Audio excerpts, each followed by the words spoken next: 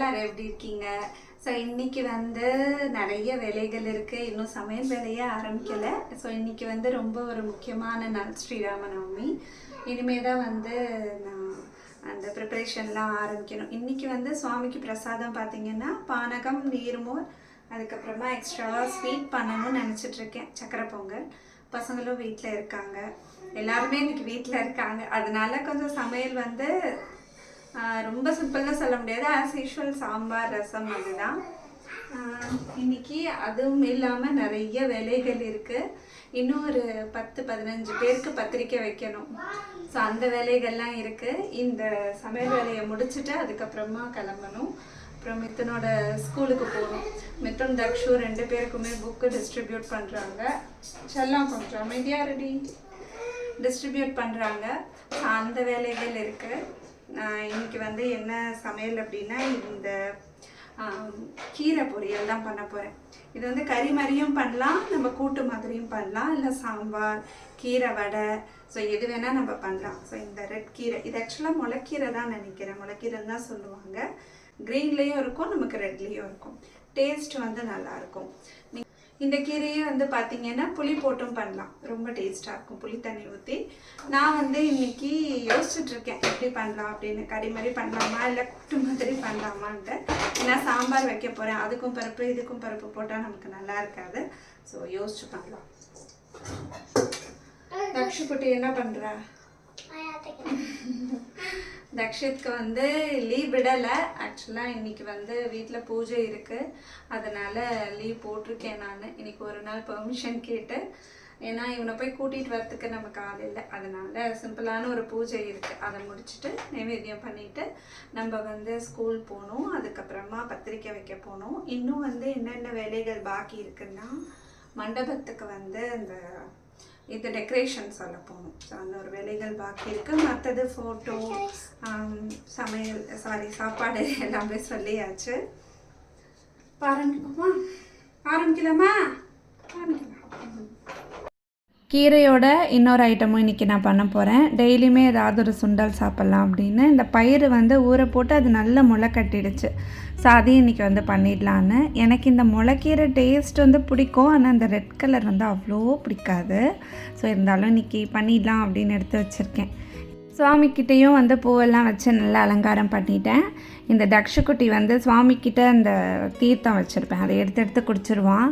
திரும்பி பார்க்கறதுக்குள்ளே காணா போயிடும். என்னடா பண்ண அப்படின்னா, இல்லை சாமி எடுத்து குடிச்சிருச்சு அப்படிமா. ஆனால் நான் ஏற்கனவே கண்டுபிடிச்சிட்டேன், அவன் தான் எடுத்து குடிக்கிறான் அப்படின்னு. இன்னைக்கு கையும் களவுமா மாட்டிக்கிட்டான். இருந்தாலும் சொல்கிறதையே கேட்குறதில்ல. நம்ம வச்சோம் அப்படின்னா திரும்பி பார்க்கறதுக்குள்ளே எடுத்து குடிச்சிருவான். அன்றைக்கி வந்து ஸ்ரீராமநவமி அன்றைக்கி உடம்பே முடியல, ரொம்ப டல்லாக இருந்தேன். அது வீடியோவில் பார்க்குறதுக்கு உங்களுக்கு எப்படி இருக்குன்னு தெரியல, ஆனால் ஃபிசிக்கலாக ரொம்ப டவுனாக இருக்கிற மாதிரி இருந்தது. ஸோ எதனால் அப்படின்னு எனக்கு தெரியல. ஒரு ஸ்ட்ரெஸ் இருக்குமோ, இந்த ஃபங்க்ஷன்லாம் ஆரம்பிச்சிருக்கோம், நல்லபடியாக எல்லாம் முடியணும்.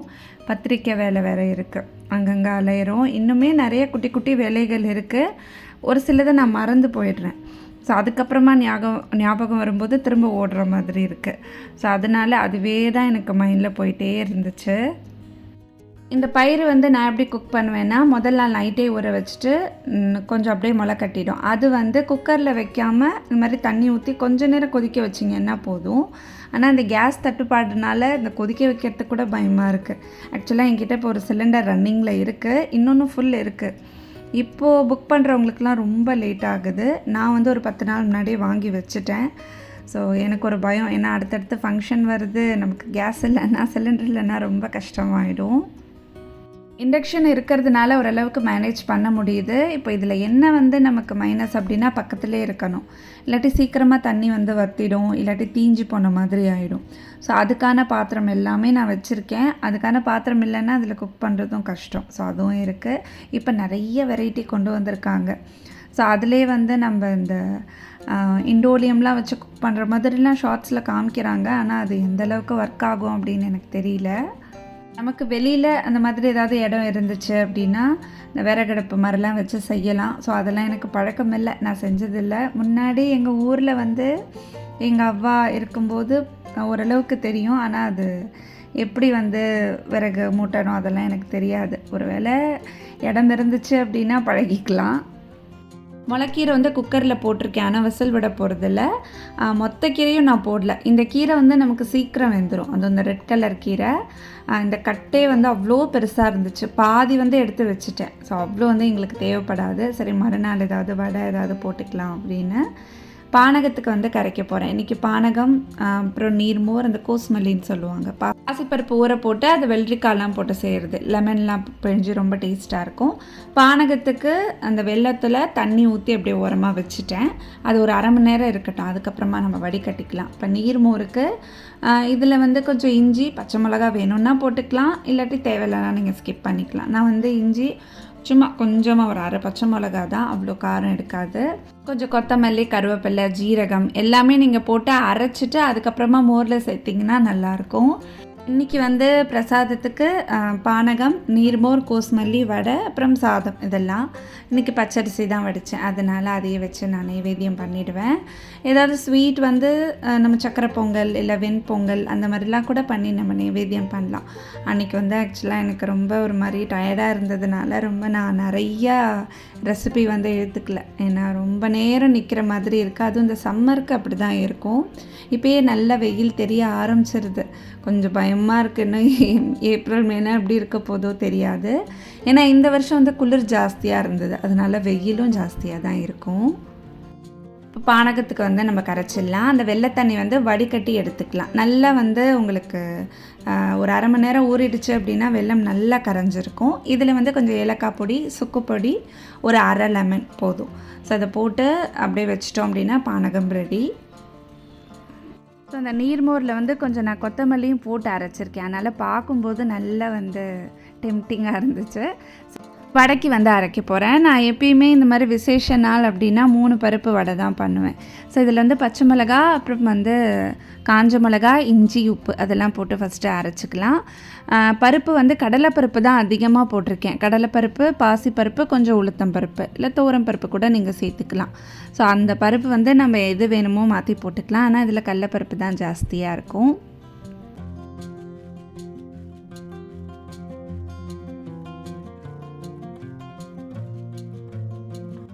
இப்போ இந்த பக்கம் வந்து நமக்கு கீரையும் ஆயிடுச்சு. இதுக்கு வந்து கொஞ்சம் தோரம் பருப்பு நான் விசில் விட்டு எடுத்து வச்சுருந்தேன், அதையும் மிக்ஸ் பண்ணிவிட்டேன். இதில் கொஞ்சம் புளி, சாம்பார் பொடி அதெல்லாம் போட்டு நம்ம சாம்பார் மாதிரியே அப்படியே ஊற்றி சாப்பிட்லாம், டேஸ்ட்டாக இருக்கும். இப்போ வடையும் வந்து வடை மாவும் ரெடி ஆகிடுச்சு. ஸோ இதில் வந்து கொஞ்சம் பெருங்காயத்தூள் போட்டு அப்படியே நம்ம வடை போட வேண்டியதான். நார்மல் டேஸில் இதில் கொஞ்சம் வெங்காயம், புதினா, கொத்தமல்லி, அப்புறம் ஏதாவது வாழைப்பூ அதெல்லாம் இருந்துச்சு அப்படின்னா மிக்ஸ் பண்ணி போடுவேன். இன்றைக்கி வந்து வெங்காயம், பூண்டு எதுவும் சேர்க்க மாட்டோம், அதனால் அப்படியே வந்து தட்டி எடுத்தாச்சு. இந்த வடமாவே ஒரு வேளை பேலன்ஸ் இருந்தது அப்படின்னா கொஞ்சம் எடுத்து வச்சுட்டு மறுநாள் குழந்தைங்களுக்கு இந்த வெங்காயம்லாம் போட்டு நான் செஞ்சு கொடுப்பேன். ஸோ அன்றைக்கி வந்து கரெக்டாக தான் இருந்தது. ஒரு 2-3 பேர் கேட்டிருந்தீங்க, ரிட்டன் கிஃப்ட் வந்து சூஸ் பண்ணிட்டீங்களா, என்ன செலக்ட் பண்ணியிருக்கீங்க அப்படின்னு. ரிட்டன் கிஃப்ட் வந்து என்னோடய பட்ஜெட்டில் தான் நான் வாங்கியிருக்கேன். இன்னும் ஒரு 10 to 15 கிஃப்ட் வேணும். அது வந்து நான் பார்த்துட்ருக்கேன், கொஞ்சம் கேட்சியாக இருக்கிற மாதிரி. ஸோ எனக்கு வந்து ஒரு ஐடியாவே இல்லை எந்த மாதிரி கொடுக்கலாம் அப்படின்னு. ஸோ இந்த சுவாமி படம் மாதிரி கொடுக்கலாமா அப்படின்லாம் யோசித்தேன். ஸோ அது ரிலேட்டடாக தான் வாங்கியிருக்கேன். நான் உங்களுக்கு வந்து பேக் பண்ணும்போது நான் காமிக்கிறேன் எந்த மாதிரி வாங்கியிருக்கேன் அப்படின்னு. லாவண்யாவும் நானும் தான் வந்து இந்த ஐட்டம்லாம் போய் பர்ச்சேஸ் பண்ணி அவள் தான் கூடவே எல்லாத்துக்கும் வந்தால்.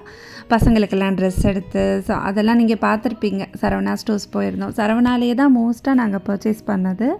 அங்கே நமக்கு கொஞ்சம் சீப் அண்ட் பெஸ்ட்டாக இருக்கும், எல்லா வெரைட்டிலையுமே இருக்கும், நம்ம பட்ஜெட்லேயும் இருக்கும். ஸோ அப்படி தான் பார்த்து வாங்கியிருக்கோம். பிரசாதம் எல்லாமே ரெடி பண்ணிட்டேன். எல்லாத்தையும் சுவாமிக்கிட்ட கொண்டு போய் வச்சு நைவேத்தியம் பண்ண வேண்டியதான். ஸோ அன்றைக்கி வந்து ரொம்ப ஃபாஸ்ட்டாக பண்ணேன். முடியல அப்படின்னு சொன்னாலுமே நமக்கு இந்த வேலைகள் இருக்கும் தான்.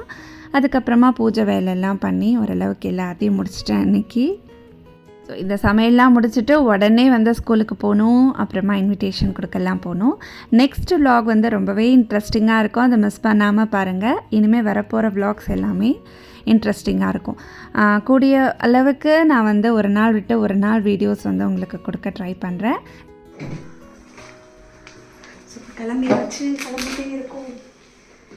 ஸ்நாக்ஸை பேக் பண்ணுறதே எனக்கு ஒரு பெரிய வேலை. அப்போயும் சொல்லுவேன் இல்லையா, அதே போல் ஸ்நாக்ஸ்